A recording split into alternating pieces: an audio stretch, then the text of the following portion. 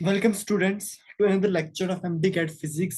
आज जो हम लोग चैप्टर स्टार्ट कर रहे हैं दैट इज इलेक्ट्रॉनिक्स और इसमें जो हमारा टॉपिक है वो है रेक्टिफिकेशन।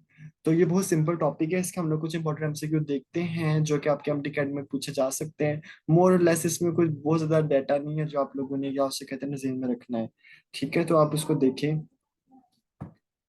तो सबसे पहला जो आपके पास एमसीक्यू है, diode in dash bias offers dash resistance. तो forward bias offers high resistance, reverse bias offers low resistance और forward bias offers low resistance. सबसे पहले आप देखिए कि जब आपके पास जो डायोड है ना, अगर तो वो फॉरवर्ड बाइस में हो ना तो फॉरवर्ड बाइस में वो कंडक्ट करता है। ठीक है ना, फॉरवर्ड बाइस में वो कंडक्ट जो है ना वो करता है। और अगर वो रिवर्स बाइस में है तो रिवर्स बाइस में वो कंडक्ट जो है वो नहीं करता। ठीक है, फॉरवर्ड बाइस में करता है।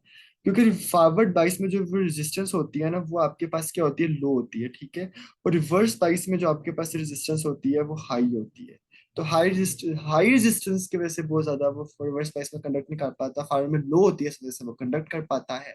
ठीक है, ये तो डायोड को हमने बेसिक जब उसकी बाइसिंग पढ़ी थी तो आपको ये चीज पता है। तो इसका जो आपके पास आंसर है दैट इज क्या उसे कहते हैं ना, फॉरवर्ड बाइस और लो रेजिस्टेंस। ठीक है, ये आपके पास इसका जो आंसर है वो बनता है। ठीक है, अब हम लोग अपने नेक्स्ट एमसीक्यू की तरफ चलते हैं। नेक्स्ट एमसीक्यू है bridge circuit configuration of diodes is used for.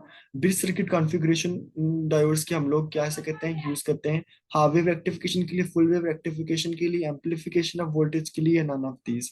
ठीक है, तो आपको पता है कि हम लोग जो ब्रिज सर्किट कॉन्फ़िगरेशन होती है ना वो फुल वेव रेक्टिफिकेशन के लिए जिनसे ना वो यूज करते हैं। ठीक है ना, फुल वेव रेक्टिफिकेशन कैसे होती है कि अगर ये positive negative positive negative positive negative में अल्टरनेटिव करंट होता है ना। ठीक है ना, तो क्योंकि हम इसको डायरेक्ट बनाना होता है तो वो सिर्फ ऐसे एक ही डायरेक्शन में जो है ना वो करंट आपके पास आ जाता है। ठीक है ना, तो ये आपके पास जो है ना फुल वेव रेक्टिफिकेशन होती है। ठीक है, और इसके बाद जो हाफ वेव रेक्टिफिकेशन होती है वो कैसे होती है, ये नेगेटिव साइकिल में कोई कंडक्ट मतलब कोई चीज नहीं आ रही होती फिर इस तरह। ठीक है, उस ये इस तरह ये आप समझ लें कि जो उसका नेगेटिव साइकिल होता है, नेगेटिव हाफ साइकिल वो जाया हो जाता है जो आपके पास हाफ वेव रेक्टिफिकेशन होती है। ठीक है, तो फुल वेव रेक्टिफिकेशन में हम लोग ब्रिज सर्किट कॉन्फ़िगरेशन को यूज करते हैं। ठीक है, अब हम लोग अपने नेक्स्ट एमसीक्यू की तरफ चलते हैं। नेक्स्ट एमसीक्यू है during full wave rectification the current through the load resistance.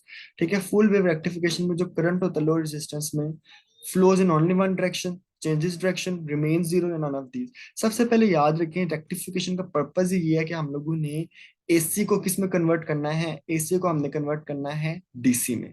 ये हमारा काम है। ठीक है, फर्स्ट कर लें अगर ये आपके पास एक लोड रेजिस्टेंस है। ठीक है, ये आरएल लोड, इसके पीछे कोई भी सर्किट लगा हुआ है। ठीक है, इसके पीछे मैं सर्किट ही बना रहा, फॉर एग्जांपल ये इस तरह। ठीक है ना, फर्स्ट करें इसके पीछे फुल वेव रेक्टिफिकेशन के लिए ब्रिज रेक्टिफायर लगा हुआ है, इसका लोड रेजिस्टर है ये। ठीक है, अब लोड रेजिस्टेंस होती क्या है जिसमें हम लोग आउटपुट लेते हैं। ठीक है, रेक्टिफिकेशन क्या है कि हम लोग इनपुट में एसी दें और आउटपुट में डीसी लें। आउटपुट में हमें क्या मिलेगा, डीसी मिलेगा। इनपुट में हम लोग क्या देंगे, इनपुट में हम लोग एसी करंट देंगे। ठीक है, तो अब देखें अगर तो डायरेक्ट करंट वो हो गए तब जब वो सिर्फ एक ही डायरेक्शन में जो है वो फ्लो करे। फॉर एग्जाम्पल अगर ऊपर से नीचे आ रहा है तो ऊपर से नीचे आता रहे, नीचे से ऊपर जा रहा है तो नीचे से ऊपर जाता रहे। ठीक है, लेकिन अगर क्या हो सकते हैं वो डायरेक्शन चेंज कर लेते हैं तो फिर तो वो अल्टरनेटिव करंट होगा ना, तो वो डायरेक्शन ही चेंज करेगा। रेक्टिफिकेशन के बाद वो एक ही डायरेक्शन में जो है ना क्या उसे कहते हैं ना फ्लो करेगा। ठीक है, तो चाहे वो फुल वेव रेक्टिफिकेशन हो या हाफ वेव रेक्टिफिकेशन हो तो आपका जो उसमें आर एल है, जो लोड रेजिस्टेंस है, उसमें करंट जो है वो एक ही डायरेक्शन में फ्लो करेगा क्योंकि आपके डीसी के बाद एसी ही चाहिए। ठीक है, अब हम लोग अपने नेक्स्ट एमसीक्यू की तरफ चलते हैं। After rectification the output voltage is. अब हम लोग देखते हैं कि जो लोड रेजिस्टेंस है उसके क्रॉस वोल्टेज आ कैसी रही होती है। ठीक है, अल्टरनेटिंग तो नहीं आ रही होती। रेक्टिफिकेशन का तो पर्पस ही ये है कि हमने अल्टरनेटिंग को डायरेक्ट करंट में करना है। ठीक है ना, तो वो तो नहीं है आपका। ठीक है, उसके बाद आउटपुट वोल्टेज पल्सेटिंग है, स्मूथ है या नॉन ऑफ दीज। अब पल्सेटिंग से क्या मुराद है, जिसमें फ्लक्चुएशंस हो, मैग्नीट्यूड के अंदर ना फ्लक्चुएशंस हो। ठीक है ना, एक तो होता है ना बिल्कुल कांस्टेंट मैग्नीट्यूड वाला डायरेक्ट करंट। फॉर एग्जांपल अगर इधर वोल्टेज और इधर आपके पास टाइम है तो अगर आप उसको प्लॉट करें तो वो आपको इस तरह नजर आएगा, ये इस तरह से। ठीक है ना, कि एक कांस्टेंट मैग्नीट्यूड के साथ। रेक्टिफिकेशन जब हम लोग करते हैं ना तो फिर हमें कुछ इस तरह का ना क्या उसे इस तरह का आउटपुट मिलता है। क्या उसे कहते हैं लोड रेजिस्टेंस के क्रॉस। तो ये वाला जो आउटपुट है ना ये आपके पास क्या है, ये आपके पास पल्सेटिंग होता है। ये क्या होता है, पल्स फुल वेव रेक्टिफिकेशन। अगर मैं इसको क्या उसे कहते हैं ना वही चीज मैं अगर हाफ वेव रेक्टिफिकेशन में देखूं तो वो क्या उसे कहते हैं ना, यूं करके आपके पास जो है ना वो आ जाता है, ठीक है।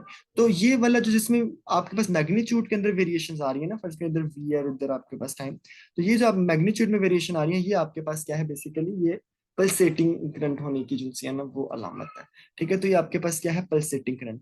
अब बुक के अंदर आपको यही चीज डिस्कस हुई है कि जो पल्सेटिंग करंट होता है ना, ठीक है, पल्सेटिंग, उसको हम लोगों ने स्मूथ में कैसे करते हैं, उसको हम लोग स्मूथ में फिर आगे से कन्वर्ट करते हैं, ठीक है ना, फिल्टर सर्किट को यूज करके, ठीक है। किसको यूज करके, फिल्टर सर्किट जो सा होता है उसको यूज करके हम लोग, बुक में आप कितनी इन्फॉर्मेशन है आप जेन में रख लें, कि फिल्टर सर्किट को यूज करके हम लोग फिर जो पल्सेटिंग करंट होता है ना, उसे स्मूथ करंट में जो है ना वो कन्वर्ट करते हैं, ठीक है।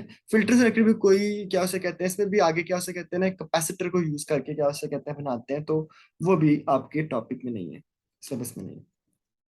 अब हम लोग क्या से कहते हैं, नेक्स्ट चलते हैं। अगला जो एमसीक्यू है वो है 110 volt 50 hertz alternating current passes through the bridge rectifier, the frequency of the output voltage across the load resistance will be। अब ब्रिज रेक्टिफायर है, इसका क्या मतलब है कि ब्रिज रेक्टिफायर है तो इसका मतलब है कि फुल वेव रेक्टिफिकेशन है आपकी। फुल वेव रेक्टिफिकेशन में आप ये चीज याद रखें कि जो फ्रीक्वेंसी आपकी होती है ना, जो आप एसी करंट को आपने डीसी में करना होता है, तो जो एसी की फ्रीक्वेंसी होती है ना एफ, तो जो डीसी पे आपको फ्रीक्वेंसी जब रेक्टिफिकेशन के बाद मिलती है वो 2f होती है, ठीक है। तो अगर वो 50 हर्ट्ज क्या उसे कहते हैं ना, उसकी फ्रीक्वेंसी थी ना, तो वो कितनी हो जाएगी आपके पास, 100 हर्ट्ज, डबल हो जाएगी। जबकि जो आपके पास क्या उसे कहते हैं, हाफ वेव रेक्टिफाइड होता है, उसमें फ्रीक्वेंसी जो है वो सेम रहती है, ठीक है ना, हाफ वेव में सेम रहती है, ठीक है। विद दिस मैं आपका क्या उसे कहते हैं ना एंड करता हूँ लेक्चर।